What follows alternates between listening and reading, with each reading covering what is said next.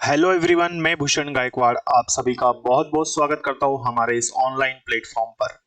तो दोस्तों, आज का सेशन मोस्ट इम्पॉर्टेंट है और जैसे कि आपने थंबनेल पर पढ़ लिया होगा और आप समझ चुके होंगे कि आज हम कुछ इम्पॉर्टेंट इडियम्स फ्रेजेस को डिस्कस करने वाले हैं। तो चलिए शुरू करते हैं क्लास को। देखिए, तो इडियम्स क्या है समझिए। तो बेटा, बात कर रहे हैं हम लोग to go to dogs. To go to dogs क्या होता है ना?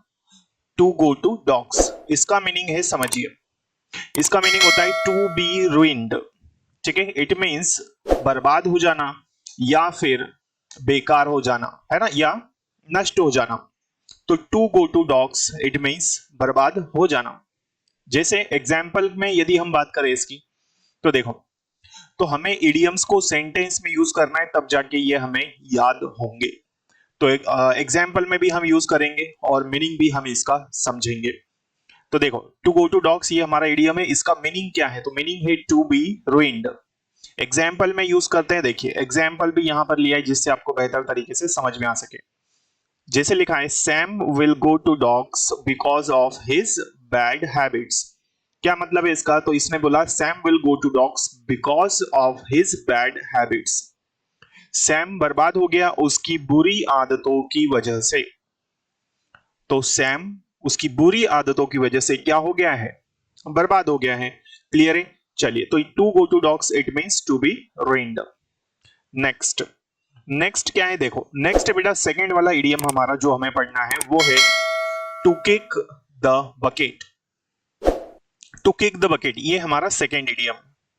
इसका मीनिंग क्या होता है? देखो, टू किक द बकेट ये इडियम है और इसका मीनिंग है टू डाई। इट मींस मृत्यु हो जाना या फिर मर जाना, है ना। To kick the bucket it means मृत्यु हो जाना या फिर मर जाना। क्लियर हुई बात यहां तक? तो यदि कोई व्यक्ति किसी व्यक्ति की मृत्यु हो जाती है या कोई मर जाता है, तब हम यूज करेंगे किक द बकेट। ठीक है, तो अब हम इसका एग्जाम्पल में यूज करेंगे। एग्जाम्पल में क्या है? देखिए, mister Sharma kicked the bucket after a long illness. Mister Sharma की मृत्यु हो गई लंबी बीमारी के बाद। तो लंबी बीमारी के बाद मिस्टर शर्मा जो है वो क्या हो गए बेटा? उनकी मृत्यु हो गई। ठीक है, तो मिस्टर शर्मा की मृत्यु हो गई एक लंबी बीमारी के बाद में, मतलब उनको बीमारी थी। क्लियर? तो क्लियर हुई बात यहां तक? To kick the bucket it means to die. चलो आगे बढ़ते हैं। नेक्स्ट इडियम क्या है? देखिए, नेक्स्ट इडियम है हमारे पास to laugh in one's sleeves. To laugh in one's sleeves it means, ये भी इडियम है और इसका मतलब क्या है समझो। तो भाई इसका मतलब है टू लॉफ सीक्रेटली। क्या मीनिंग है इसका? टू लॉफ सीक्रेटली मतलब गुप्त रूप से हंसना। ओपनली आप हंस नहीं रहे हो। मान लो किसी को हंसी आ गई तो क्या कर रहे हैं? मुंह दबा के हंस रहे हैं या फिर छुप कर हंस रहे हैं। क्लियर है? To laugh in one's sleeves तो बहुत ही अच्छा ये इडियम है जिसका मतलब क्या है?